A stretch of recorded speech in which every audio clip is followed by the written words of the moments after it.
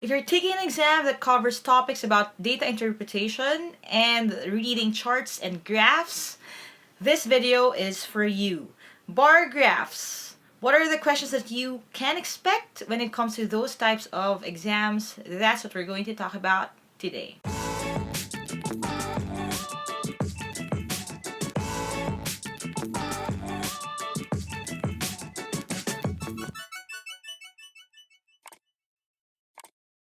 Hi there, thank you for checking out my channel. Thank you for clicking on this video. If this is the first video that you're watching from my channel, I make educational and motivational content.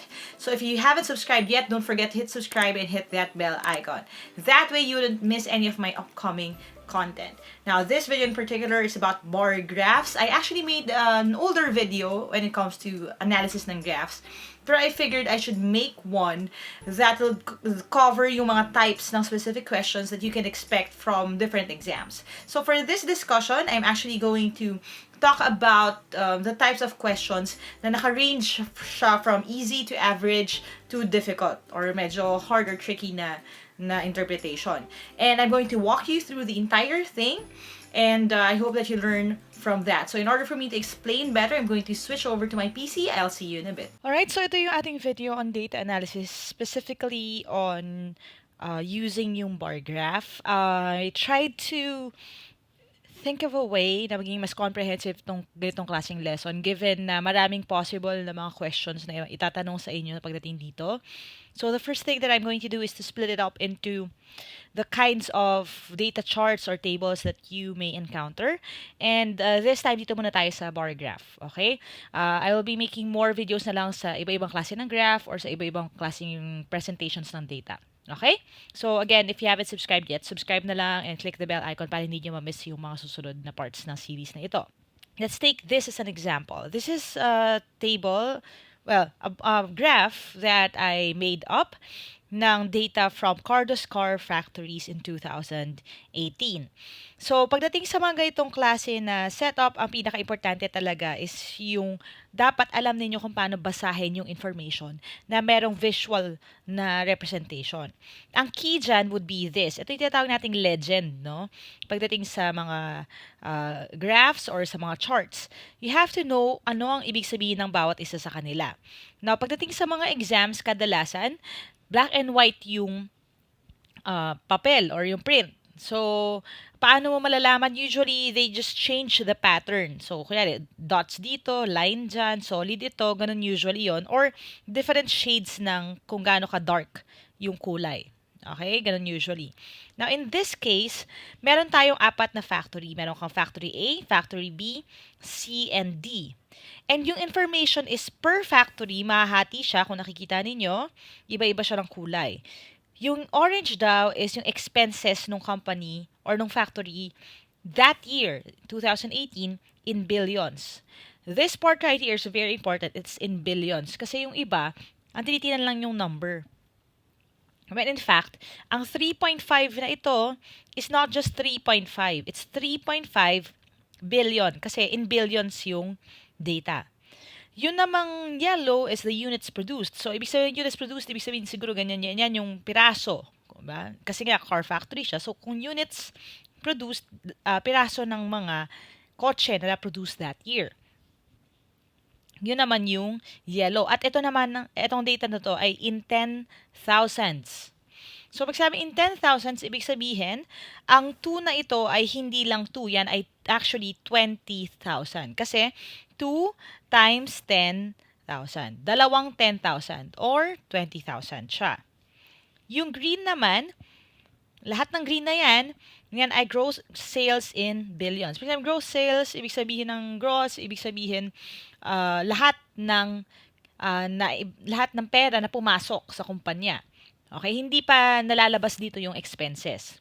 Hindi siya net. Yun yung difference ng gross tsaka ng net. That is very basic information, and coming into your exam, whether yan ay PUPCAT, o LAE, o Philsat, or Civil Service or NAPOLCOM, you have to know at the very least kung anong difference ng gross at saka ng net. Okay? So, ang net, ibig sabihin na bawas na lahat ng mga ginastos. Ang gross, ibig sabihin lahat-lahat kasama pa rin yan. Literal na lahat ng perang pumasok sa kumpanya. Yun naman yung green. So, for here, nakalagay 4, pero again, hindi yan 4 pesos, yan ay 4 billion. Okay? 4 billion yan. Alright? Now that you have that, ang nagkakatalo talaga is in the type of question na tinatanong. Now, it ranges from madali, as in, titingnan mo lang yung tanong and then titingnan mo information, then you know it right away, up until yung mga medyo difficult na mga tanong na nire-require na mag-calculate ka na. Okay? And I'm going to give you a set of questions here. And then, hihimayin natin isa-isa kung ano yung mga gagawin ninyo para makuha nyo yung sagot dun sa tanong na yon. These are the types of questions that I've encountered my entire life sa iba-ibang mga exam. And again, iba-iba kasi ng difficulty, no? Yung hard na question, usually for higher level exams yan, LAE, Philsat, it requires a bit of computation and analysis. I-explain ko din at papakita sa inyo for this type of bar graph, okay? Now, I just put a smaller version ng table natin dito kasi we're going to have to solve with that din.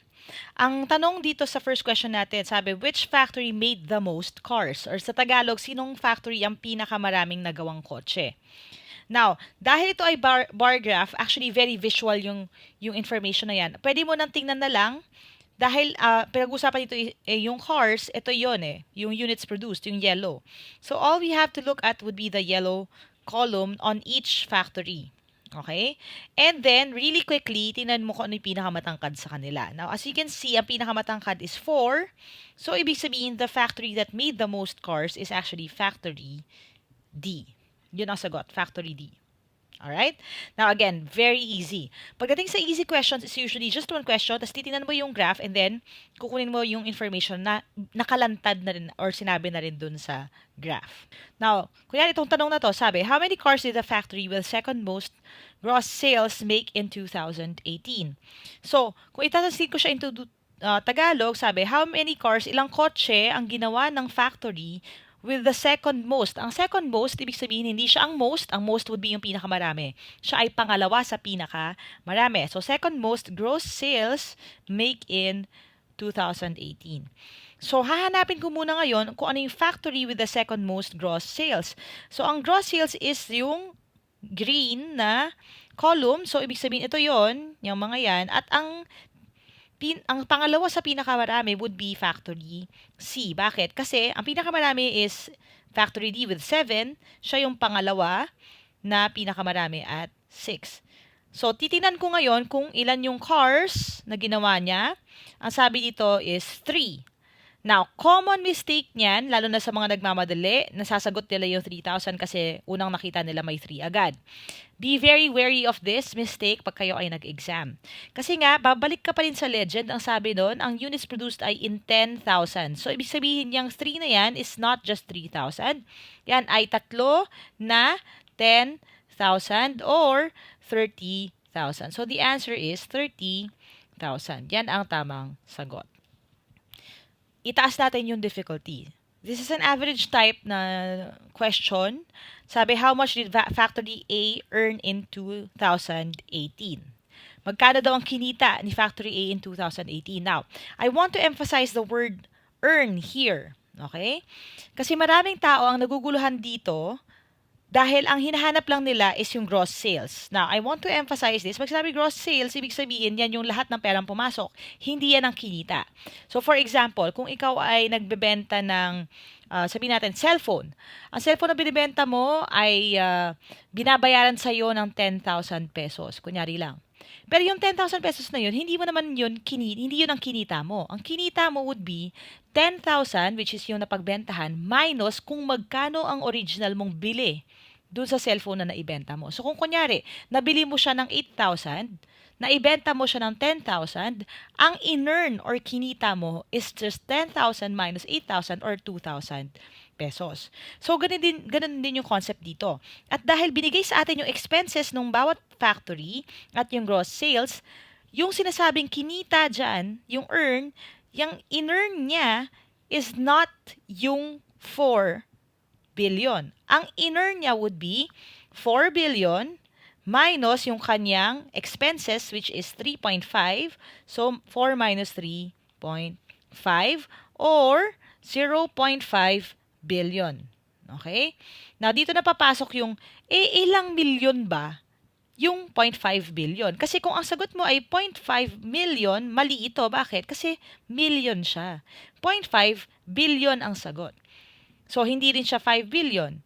Ang tanong, ano ang 0.5 billion? Is it 500 million or 50 million? Now, if you know kung paano mag-convert, mas madali ito sa inyo, no? And I do have a series on converting units. If you haven't seen that yet, i-link ko na lang sa taas so you can watch that series.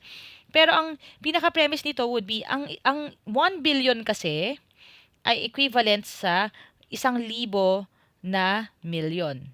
So, ibig sabihin, ang kalahati or 0.5 billion would be kalahati nito. At pag dinivide ko siya sa 2, that would give me 500. So, 500 million ang sagot.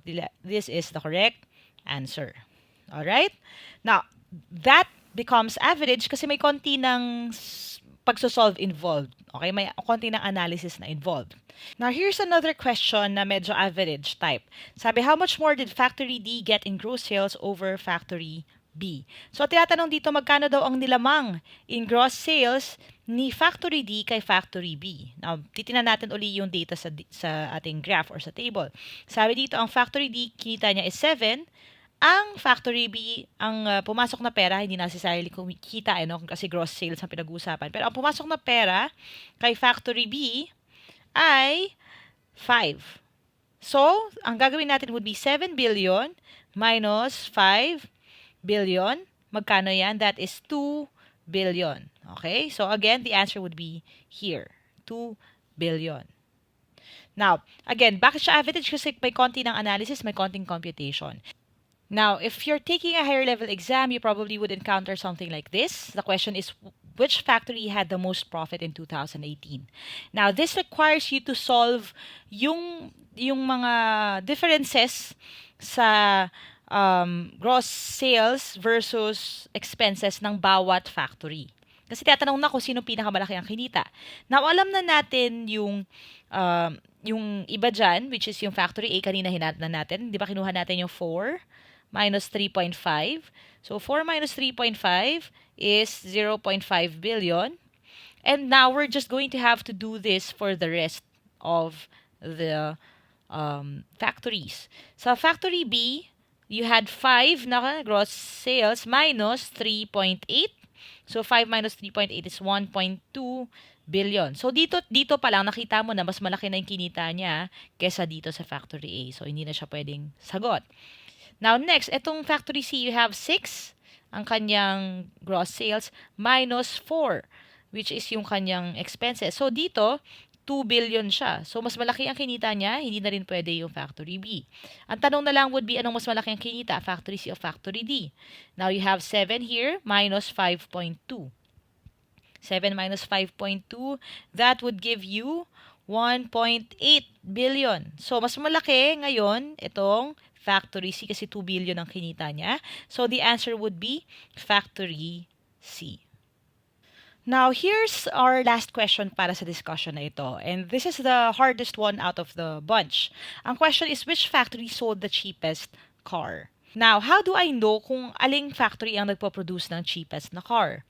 How do I know that for sure? Now, titignan natin yung data na nandito sa table. Ang meron tayo is yung gross sales at saka units produced.